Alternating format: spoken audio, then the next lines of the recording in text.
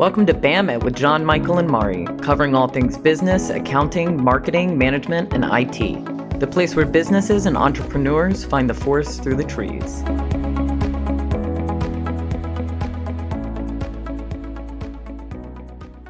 Hey guys, and welcome to BAM It. I'm John Michael Cletus with Peridot Consulting, and as always, my trusty advisor, sidekick, boss, person, are you going to say your name? You want me to say it? Is Mari Peterson here with Marketing Outpost. Today, we're going to be talking about real estate, the real estate industry, what is a real estate agent, both commercial and residential, and then just about the industry as a whole, and have conversations regarding that. We're going to be interviewing two people today that are, one's a commercial real estate agent and one is a residential real estate agent. And what else, Mari? Well, what is your interesting fact today in real estate? My interest, well, I kind of have two. One is that this is real estate related. The White House was valued at $110 million, if that means anything to you. If you want to buy the White House, it would be $110 million. I don't know where they got that value. But another thing that I thought was kind of neat is that in the United States, there are 5 times as many vacant houses as there are homeless people. So it shows where we have our priorities. 5 times as many vacant houses as homeless people. So that's, okay. Shows we have priorities. Did you have interesting facts or did you just want to? Okay, I have one. As of January of this year, there are over 2 million active real estate agents in the U.S. That's a lot. That is a lot. I think half of them are here in Asheville.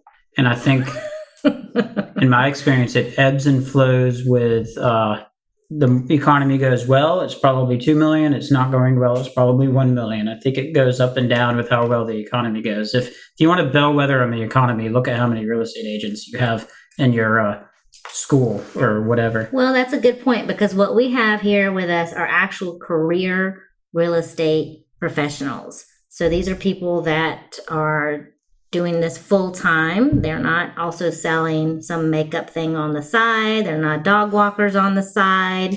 They're not massage therapists on the side. This is their career and what they've dedicated their full time working hours to. Would I be correct in that? Yeah, in their career. So let's introduce them. Yeah, so we've got Emily Dresbach with Dewey Property Advisors. And I was going to let her introduce herself. Oh. I'm Emily Dresbach with Dewey Property Advisors. I am a commercial broker. And then we also have... I'm Megan Shook. I'm with Mosaic Realty, and I work in residential sales. So we've got two very accomplished, very career-oriented commercial agents representing the two sides. And I'm going to let them talk about why we have two separate ones here, why we have a commercial and why we have a residential, and why they're considered different. So what we're going to do first is we're going to talk to them one-on-one, and we're going to kind of go through just some boilerplate questions about them and about their industry. So I guess we're going to start with Emily first. So Emily, can you please tell us a little bit about what you do and what would you say is a stereotype about what you do in your industry? Sure. I focus on office, retail, and industrial sales and leasing in Asheville and Western North Carolina as a whole. I think a big stereotype about our industry is that commercial agents are really just throwing up a sign on very heavy trafficked corridors to create the next lead or prospect for a listing. But really, we're hitting the pavement running on these listings. We're using our database of investors and tenants. We're cold calling. We're really putting it out to all of the market and reaching the market the best way we can. Okay, so most people just think you're sticking up a sign and then that's all, you're sitting back and just waiting on phone calls. And there's a lot more. Especially in Asheville, they think if you just throw up a sign, things are going to get leased. So we're sold, but it's really not the case. So in that situation, how did you then decide to get into this business? That was an interesting story. I grew up in a funeral home family. My parents had funeral homes back home, and I watched my dad in my high school years is when I kind of noticed it start to increase his portfolio and picked up a couple more funeral homes. And I watched him do that on his own. He didn't have a broker assisting him. And it was a really intriguing process to me. It was a lot of math. I've always loved math. So I just kind of knew I'd fall into it eventually. And it kind of came organically with meeting the company that I work for here. Huh. Okay. So how did you choose which company to work for? Luck of the draw. They were hiring, and it was at an interesting time in the market, 2007, 2008. So, anybody out there wanting to get in the real estate world was just kind of taking what you could. So Dewey Property Advisors was hiring, and I was brought on as a marketing director there. Went on and got my real estate license and hung my license with the firm and started brokerage. Oh, I like that. So you started off with the marketing and promoting them. So what is the best part that you would say about your current job there at Dewey? What do you really enjoy? I really enjoy, of course, you say meeting the people that want to bring business and drive the economy here in Asheville. I love working with my investors for their long-term goals. We really create partnerships with the people we work for, and you meet and you think it's only going to be a 3 or 6 month relationship, but we're still continuing to do deals with these groups, whether it be tenants that we've placed that are now investing in multi-million-dollar properties, or investors that are now rolling one property into multiple properties. It's the partnership and the relationships that we're creating with our clients. And then conversely, what would you say is probably the thing you don't like about it? I think the thing I don't like about it is sometimes managing expectations of pie in the sky dreams of what your property could do in Asheville.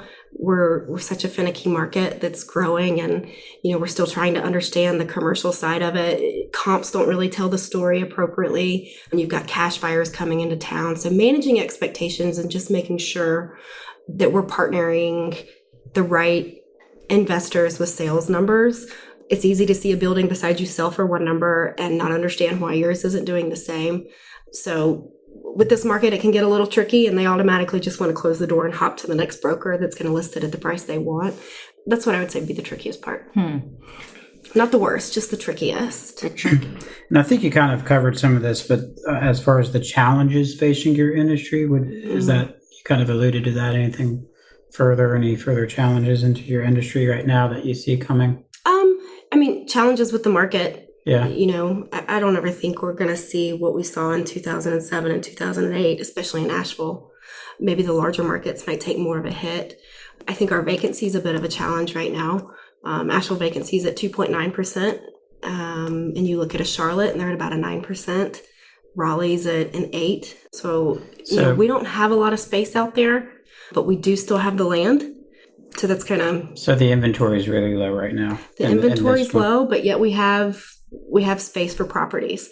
So that's what creates such an interesting turn when you're talking to investors and measuring their risk on what they can invest in. I guess that's leading into our next question, is opportunities facing your industry. Is maybe there's further development opportunities because the supply is so low, maybe? Right.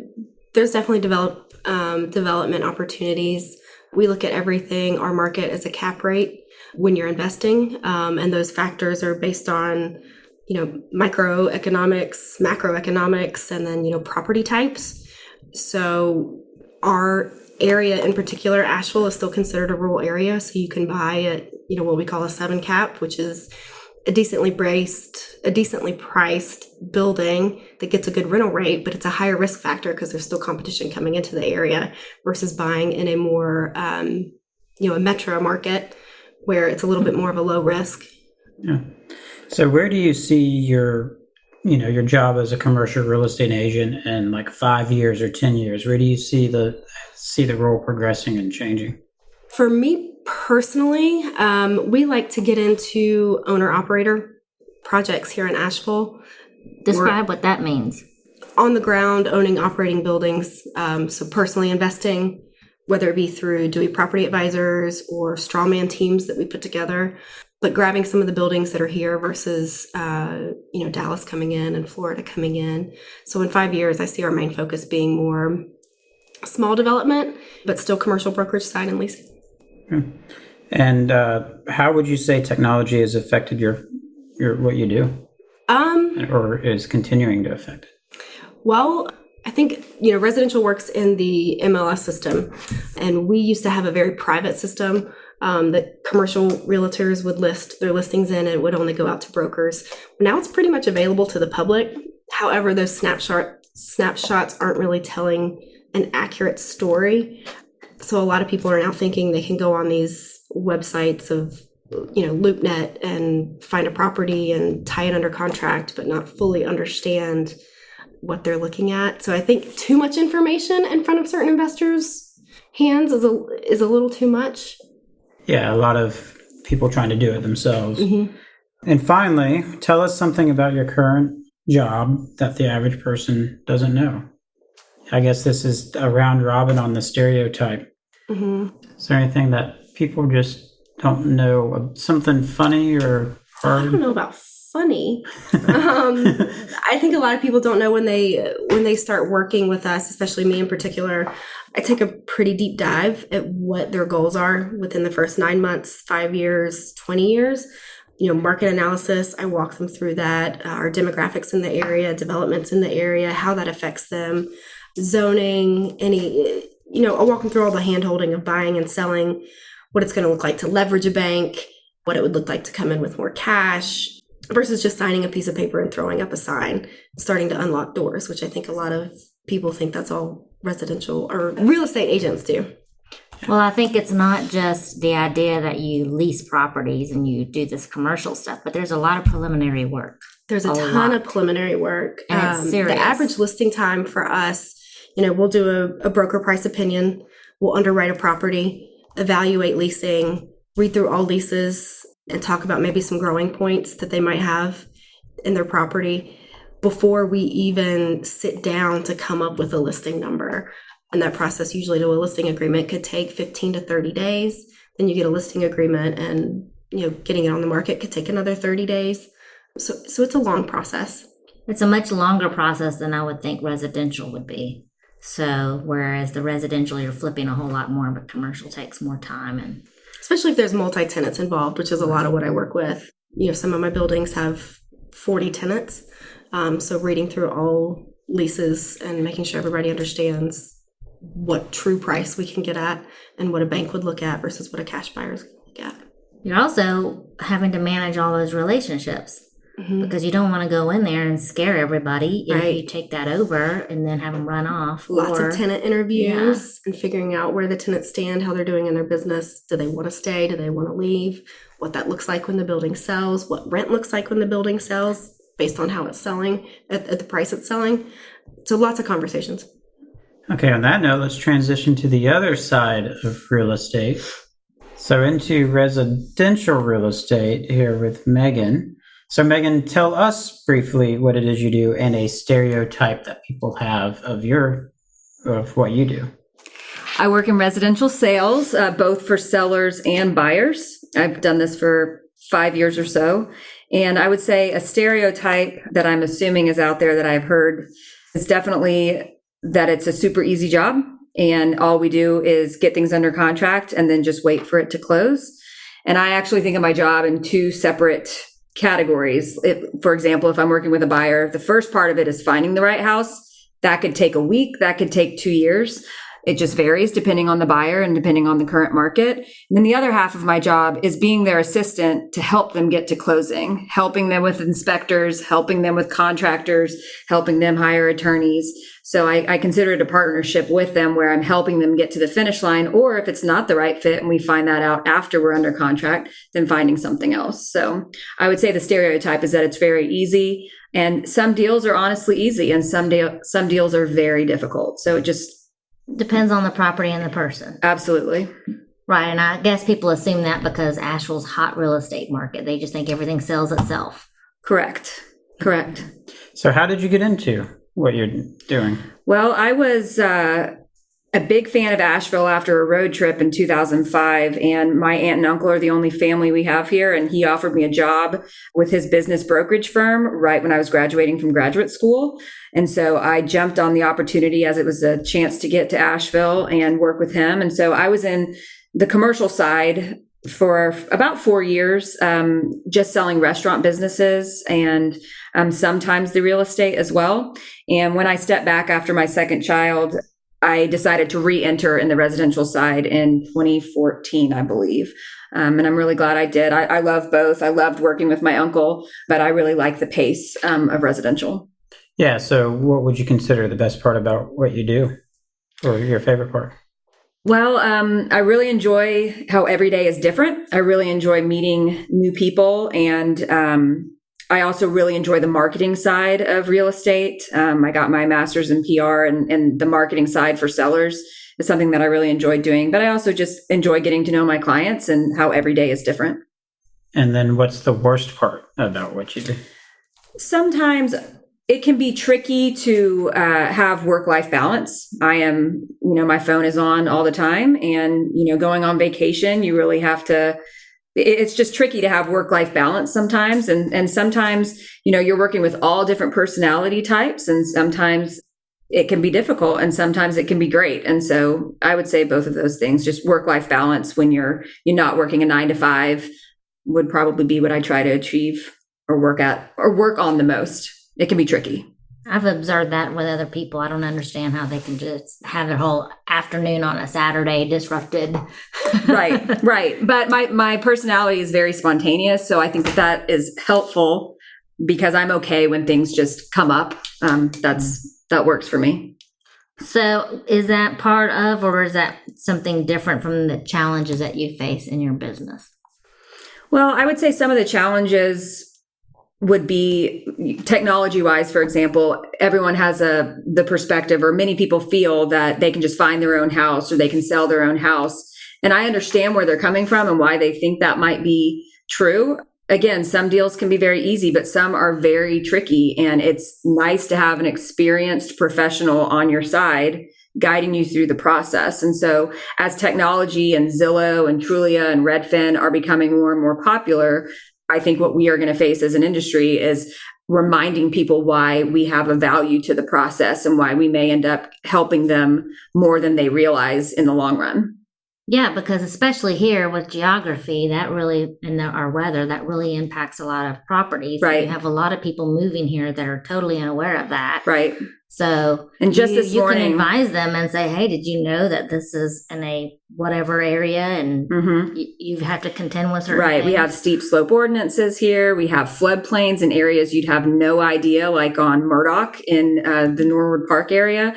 But just this morning, I had a closing where that house alone, which was in Oakley, had a underground oil tank in the past. It had roof issues. It had radon that we had to work through. It had an encapsulation issue that needed to be done with the crawl space. So there were a lot of things going on that we made it to the finish line, and everyone's happy, but it was a long process to get there. So, and if somebody just done that on their own, they might have been completely unaware, because aren't in both of your industries, we can get into this after the break, but in both of your industries, you guys are held to certain standards that maybe somebody who owner does it themselves doesn't Absolutely. have to be. For example, in residential, and I'm assuming it's the same in commercial, but in residential, agents have to release any material facts that they know about the property. If I know that there's a gaping hole or a leaking roof, I have to disclose that. A for sale by owner is not the same. Is crime rate considered a material fact? That is a really good question. I always send my clients websites that they can look up different crime statistics. And so there are things we can't disclose and there are things we should disclose. And it's in each situation, I'm always reminding myself what those are. So where do you see your real estate and residential in 5 years to 10 years?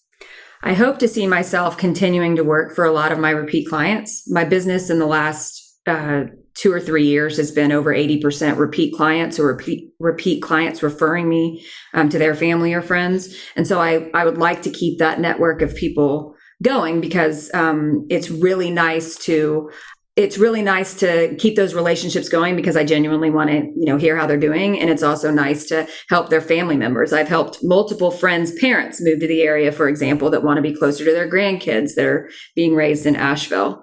I also definitely see myself at Mosaic Realty as long as Mike Figueroa owns the company, and as long as I am still doing this, which I think both are likely to happen, I'll be there for a really long time. So I hope, Mike, that you're listening. Yeah. If you sell it, I'm out. So you alluded to this a moment ago, but how has technology affected your industry? Well, I think it has been very helpful. I think of my partnership, or I think of my relationship with my buyers as a partnership. So, for example, I set them all up on portals directly from MLS because MLS lacks the glitches that websites like Zillow may have. So I set them up, within their budget and areas that they prefer to get houses that hit the market immediately in their inbox or have price reductions. And so technology has been really helpful because I might be out at an appointment, I might be at a doctor's appointment, and my buyer has an email immediately that says, hey, this house that could be the right fit for you is now on the market. So then they contact me and we, communicate about it and figure out the fastest time we can get in there. And so technology has been really helpful to make it more of a partnership in the search process because, we're both looking together, but they might see it before I do. And so it's been really nice. Technology, I also think that the level of marketing and the quality of marketing is much better than it probably used to be. For example, we all use professional photography. I have a floor plan created that I attach on MLS. So I do my best to put as much information attached to these listings as possible because most buyers have their own agent. I'm not seeking out working both sides. I'd prefer to work on my side and they work on theirs so everyone feels properly represented. And so technology is helpful because you attach all of that information, brochures, floor plans, information on MLS that, gives the buyer exactly what they need. So it's been really helpful. It can be frustrating at times where, like I said earlier, Zillow might have some glitches or other websites can have glitches and buyers might call excited about a house that's on the market, but in reality, it's already under contract. So we face that issue a lot and hopefully they're working on that. But yeah, so it's been mostly helpful. So then tell us something about your business and what you do that the average person may not know. Goodness. They probably don't realize how many hours I can work through the span of a day. So one of the great things about my job is it's flexible hours because I'm self-employed. So I'm, able to go to, an event for my child or something like that, but they may not realize that at 8 or 9 at night, I'm also still working. And so I think that, in Asheville in particular, about 80% of the sales are done by 20% of the realtors that we have here. So that 20% that are hardworking, well, everyone's hardworking, but the 20%, they may be surprised to realize, how hard we're working and what we're doing to make it happen, both for our companies and for ourselves. So that would probably be surprising to people. Because of course in Asheville, everything just sells itself off the shelf. I'm being facetious, I'm being funny, but that is, I think, right, the perception by a lot of people that the market is so hot, you don't, necessarily have to do all that work. That is. And one thing, and one challenge that we're having or that we're probably going to have in the next couple of years that I'm expecting is we've been rising in our market since 2011. And I started this in 2014 in residential. So we've been, things have flown off the shelf. I feel like they flew off the shelf more in 2017 than they are in 2019, but things have been flying off the shelf in some ways. We are likely in the next couple years, and we are overdue for it to slow down a bit and calm down a bit. And so managing perceptions, just like Emily was talking about earlier, is definitely a challenge. And that's something that in the next few years, I think is going to be more of a challenge. All right. Well, with that, I think it'd be a good time to take a break, and we'll go in the other room and bring Emily back in here so that she can join our conversation. And we might start out with that, with the trends and where you guys are going. So we'll take a break, and we'll be right back after this break. This podcast is brought to you by Peridot Consulting and Marketing Outpost. Peridot Consulting offers a new paradigm in accounting services. We work with individuals and businesses toward prosperity and financial happiness. Please visit www.peridotconsultinginc.com for more information. Marketing Outpost provides strategies to solve problems and strategies to grow your business. Please visit www.marketingoutpost.com for more information. Okay, and welcome back from the break. When we left, we were kind of getting into the trends and where real estate is going these days. And so now we've got Emily and Megan both together. So where do you guys think real estate's going? What are the trends right now? We're sitting in the late summer of 2019. What are some trends? Well, on the residential side, I would say that it definitely feels a little slower than it has in the last couple years. I think buyers are taking a little bit more time overall to make decisions, which I don't think is a bad thing.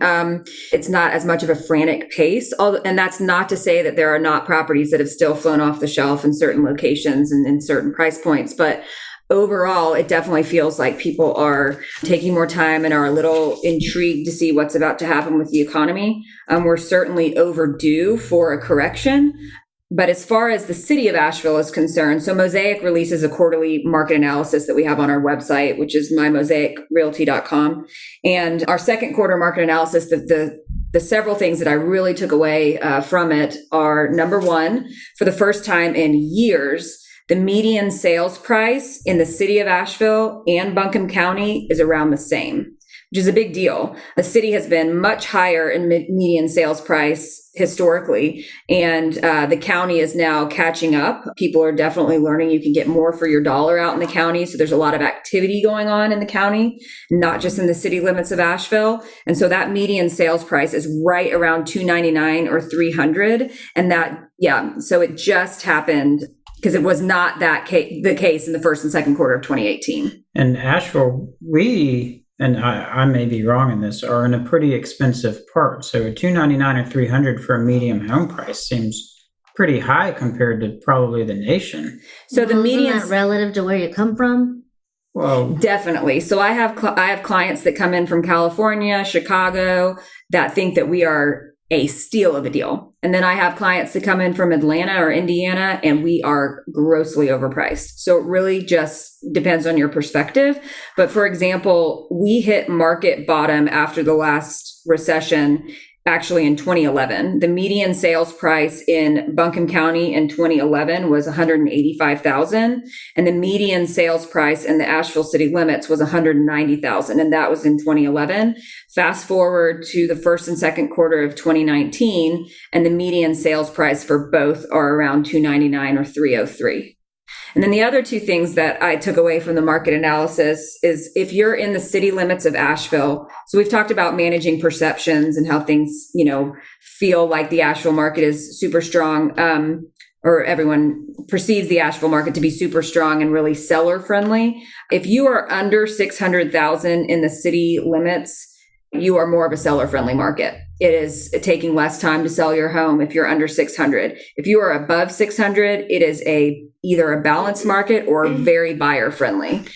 However, in the county, there's a huge difference between under 350 and over 350. So 350,000 is the breaking point, where under 350 is definitely a seller friendly market in the county, and over 350 is a buyer friendly market or a little bit balanced. So it's two different breaking points depending on if you're in the city or in the county, but it's definitely something to keep in mind with our perception of how strong the market is here. So do you think that has anything to do with maybe an investor mentality, or more people looking into the county because they can buy it for a little bit less, using it as an investment property for cash flow? Oh, it depends. I mean, there's certainly a market of people looking, for example, for short-term rentals, which are not allowed in the city limits. And so sometimes, yes, they are going out into the county. But I also think it's just families and people and retirees that want a 2-car garage for $400,000 and a 2,000 square foot home. And you're just not going to find that in the city limits. So you can get a lot more for your dollar out there. So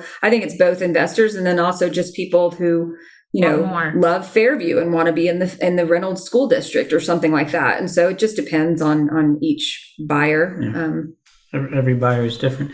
So she was alluding to trends and price break points. And I've always been curious with that on the commercial side, Emily, because I know with the commercial side, you're dealing with bigger money, at least stereotypically bigger money. Is there a price break point to where under it's the seller's market, or is it just so case dependent? It's very case dependent, especially with the property types I deal with. Office versus industrial versus retail versus multifamily, all are going to have a different price and a different risk that comes along with them. I think the main difference between the residential world and the commercial world, residential might look at a home number of being 350,000. We look at a cap rate. Explain what cap rate is. So a cap rate is pretty much the ratio of your net operating income compared to your asset value. So what you could purchase the property at, what the purchase price or the market value is. And that number on average in Asheville market right now is at a 7.9 cap for a lot of our retail. What that means, it's a 7.9% return on your investment is what you'd be looking at. And is that higher or low? I mean, so is it the lower the cap rate mean more competitive market? The lower the cap rate really means lower the risk, which is going to be a higher sales price. The higher the cap rate is going to be the higher the risk with a lower sales price. Lots of factors are going to come into that. Best example, take multifamily versus a retail space. Multifamily apartment buildings are coming in at about a 5.5% cap, and a retail space is coming in anywhere from 7.9 to an 8.5 cap. Factors that determine it, the class of the building, A, B, C, or D. Multifamily is a less risky asset. In a recession, people are always going to need somewhere to live. They'll still be maintaining pretty much the status quo rent that you've been getting when you purchased the building, probably with 5% escalations annually. Whereas a retail building, rents can go down, a retail space can go vacant for up to a year, which I think is a lot of what we're all seeing right now with retail spaces. So evaluating those is kind of how we judge our market. I think the trends, if it's a vacant building, right, a vacant building, we're going to be looking at price per square foot.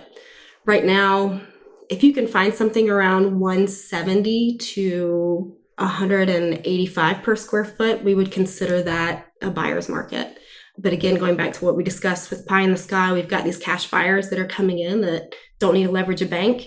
So a lot of our building owners, one, want to be priced for that cash buyer for out of town, or two, have really great leases that they signed 3 years ago that are coming in at 35 a square foot. So it's time to hang on to it if they can. So those are the two factors we look at, cap rate and price per square foot. So in Asheville, we have this perception, we've talked about it in this episode about Asheville being a hot market. Does that also attract maybe potential scammers and fraud? And have you seen that in your business? Well, on the residential side, we talk about two different types of scam that people have to be careful about. I get calls regularly. I probably have 6 or 7 listings right now, and scam artists will pull the for sale listings off of MLS and put it on Craigslist to get and tell people that it's for rent in order to then get their security deposits. So I get calls every few months from future tenants who think that they're standing on the doorstep of my listing and it says for sale in the front yard, but they've been talking to someone for a week about, wiring their security deposit, et cetera. So I have to, unfortunately tell them that is not the case and to, keep their money. And I've heard of a few people that have already sent their money. And the other scam that we are definitely aware of and has been updated in all of our paperwork that we talk to our clients about is wire transfer fraud. So, and I'm sure that's not unique to residential. I'm imagining it's a commercial thing as well. But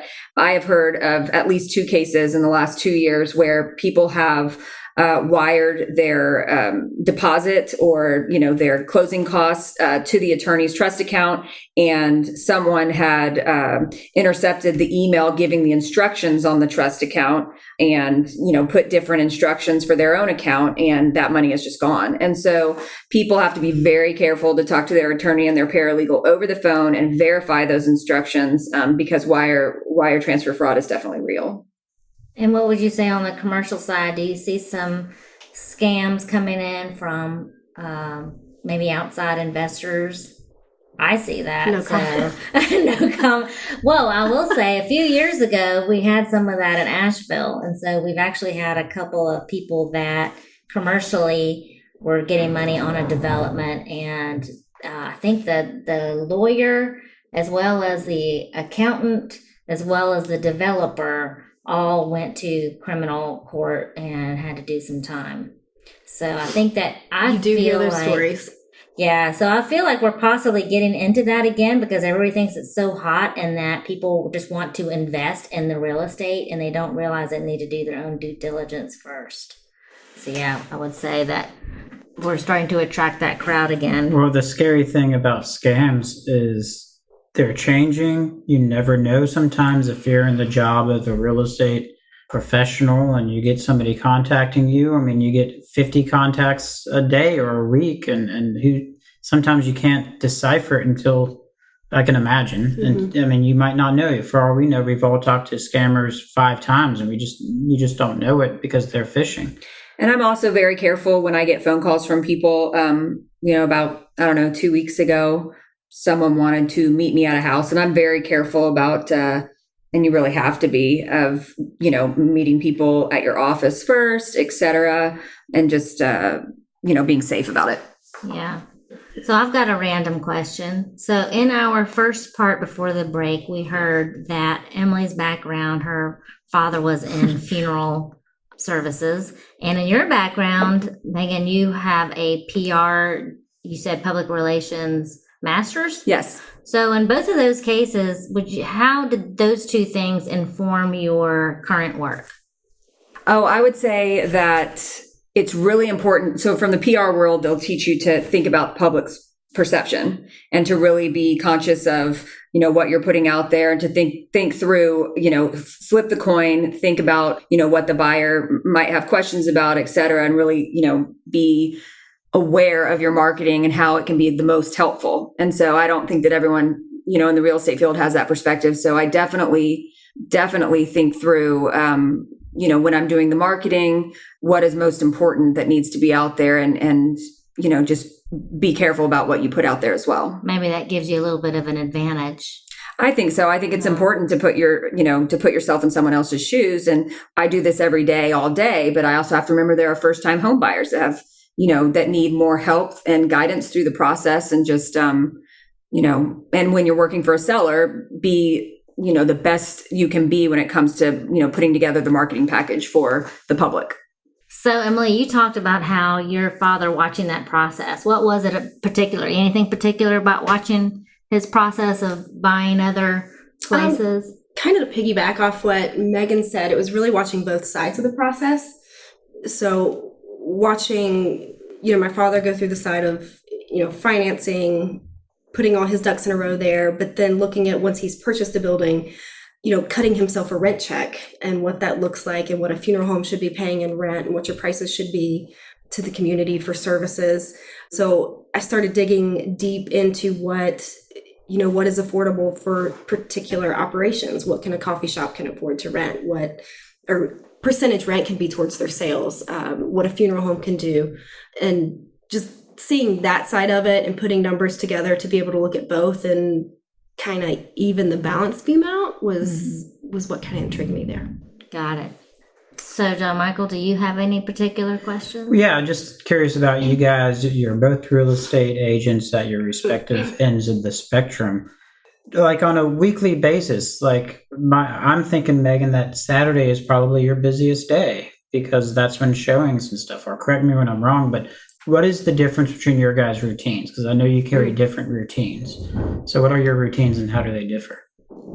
It honestly varies depending on the week. Because a lot of my clients are local and repeat clients, I'm pretty busy during the week. Sundays, I try to host open houses for my sellers. And so Sunday afternoons, I'm typically working. And Saturdays, I'm not sitting in the office working. I'm working if I have actual appointments to go and show houses and things of that nature. So it really just varies. And so I would say it just depends on the week. Yeah, I was just thinking from my understanding of residential real estate, Saturdays and Sundays are when people want to do the showings or... Absolutely. And there are nights during the week where I am showing houses at 6, 7 p.m. The lockboxes technically work from 8 a.m. to 9 p.m. Of course, you have to have an approval for an appointment, but I'm lucky where my husband is our stay-at-home parent. And so our lives are based around my schedule. So I can be very flexible for my clients. And so it might be that I'm out showing 8 houses on a Saturday, or it could be that, I get a call at noon one day and someone wants to see a house at 7 p.m. on a Tuesday. So I would say lately that's more frequent than a full Saturday experience. So it just varies. My business hours are pretty standard, Monday through Friday, 9 to 5. A lot of my clients and the groups that I'm working with are other business operators, and those are their working hours. So, it could be on a case by case where first time investor that, works full time wants to see something on the weekends or after hours, but that's pretty few and far between.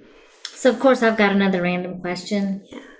How would you say these latest TV shows that impact your business and people's perceptions, or do people realize that what they're seeing on TV is not reality? So, for example, $1 Million Listing. Right. I don't watch it. Okay. I've never seen it. Or Flip This House. Don't watch it. I don't watch those Does things. anybody ever mention those things? Yes, and I think it goes back to what we say all the time, and it's just managing expectations. Right. And it's a reality show. It's not how it, maybe it works. So I watched $1 $1 Million out of every 5 Listing, and they were times. doing a multi-family condo in New York, and it is $4,000 a square foot. They're Right. just talking about the real estate. Well, and sometimes those realtors and brokers in those cities are a little different than the average broker that I work with here. So it's a little more slick of a production than I would necessarily want to be involved They're in not on a daily rolling. basis. And so when I hear realtor on TV, I think of Phil Dunphy on Modern Family, which I haven't watched in the last few years, but I just don't watch those, for the most part, the HGTV shows when I'm home. I mean, everybody thinks they can just flip their house on their own now. Well, that's what I'm saying. There's all The these new expectations shows. are. Right. Well, anyway, that was just like I said. I come up with random questions. No, and thank you for that. So I believe that concludes our interview. And do you want to provide your contact information? Should anybody have a question out there? Sure. You can contact me by phone. It is 828. I guess this is Emily Dresbach. Dewey Property Advisors. You can contact me by phone, 828-548-0090, or my email, which is emily.dresbach@deweypa.com. And my phone number is, this is Megan Shook, and I'm 828-450-6797. My email address is megan@mymosaicrealty.com, which is MEGAN@mymosaic, which is MOSAIC realty.com. Thank you very much. Yep. Well, we want to thank you guys for joining us today and giving us this opportunity to talk to you guys. Thank you for having us. Thanks. And thank you guys to the listeners. Please be sure to review this episode. And for more information on who we are or this podcast, please visit www.bammit.com. That is BAMM-IT.com. And our next episode, we're going to be talking about the gig economy. And what is that? And we're going to have some interviews with people that are practicing the gig economy. So it's going to be a fun episode. Thank you. The hosts and the guests of this podcast make no warranty, guarantee, or representation as to the accuracy or sufficiency of the information featured in this podcast. The information, opinions, and recommendations presented in this podcast are for general information only, and any reliance on the information provided in this podcast is done at your own risk. This podcast should not be considered professional advice and is for entertainment purposes. It is not guaranteed that you will find this as entertaining as the hosts find themselves.